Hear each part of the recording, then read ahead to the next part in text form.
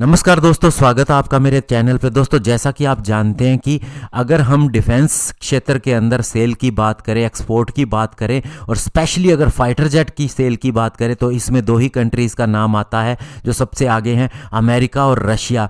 वहीं दोस्तों चाइना ने भी पिछले कुछ समय से इस एरिया के अंदर डोमिनेट किया है, स्पेशली चीप फाइटर जेट देने के कारण, क्योंकि बहुत सी अफ्रीकन कंट्रीज़ अब चाइना की तरफ जाती दिखाई दे रही थी। लेकिन दोस्तों चाइना की उस मार्केट को तोड़ने के लिए रशिया आ गया है एक अपने सस्ते फाइटर जेट चेकमेट के साथ में। और साथ ही दोस्तों आज हम इसके ऊपर बात करेंगे और ये जानेंगे कि क्या इंडिया के MMRCA के तहत 114 फाइटर जेट के लिए ये सूटेबल हो सकता है। तो चलिए दोस्तों शुरू करते हैं। तो दोस्तों रशिया की यूनाइटेड एयरक्राफ्ट कॉरपोरेशन के द्वारा अभी एक नया फाइटर जेट दिखाया गया है जिसका नाम checkmate light tactical fighter jet कहा जा रहा है।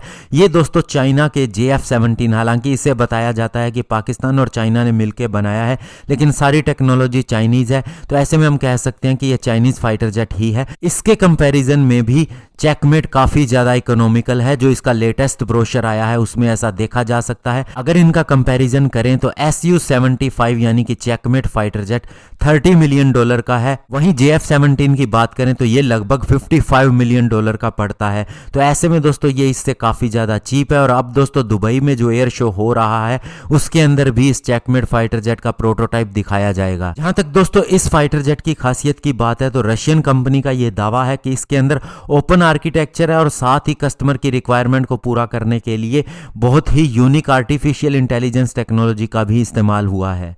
और सबसे बड़ी बात, इसके स्टेल्थ होने का दावा भी किया जाता है और इसके अंदर इंटरनल वेपन बे के लिए भी कहा जा रहा है जो एयर टू एयर और एयर टू सरफेस म्यूनिशन के लिए होगी।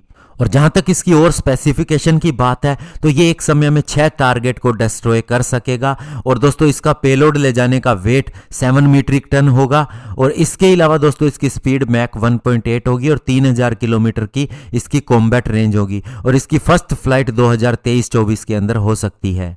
और जहां तक दोस्तों रशियन स्ट्रेटजी की एक्सपोर्ट की बात है तो उनका भी अब ये दावा है कि वे अफ्रीकन कंट्रीज़ को ये एक्सपोर्ट करेंगे, तो सीधा सीधा चाइना के हितों को वे प्रभावित करेंगे। इसके अलावा इंडिया की तरफ भी उनकी निगाहें हैं। इंडिया को 114 फाइटर जेट खरीदने हैं MMRCA 2 के तहत। तो ऐसे में दोस्तों इंडिया के लिए ये बेनिफिशियल इसलिए हो सकता है कि एक तो ये चीपर है, रशियन टेक्नोलॉजी का हम लंबे समय से इस्तेमाल करते आ रहे हैं, इसके अंदर स्टेल्थ प्रॉपर्टी भी है, सिंगल इंजन फाइटर जेट है तो ज़्यादा कॉस्ट वैसे भी नहीं करता।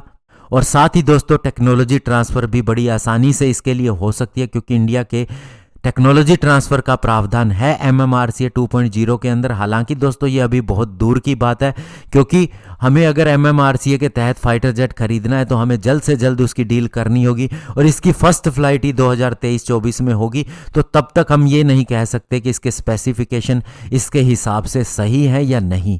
धन्यवाद, जय हिंद।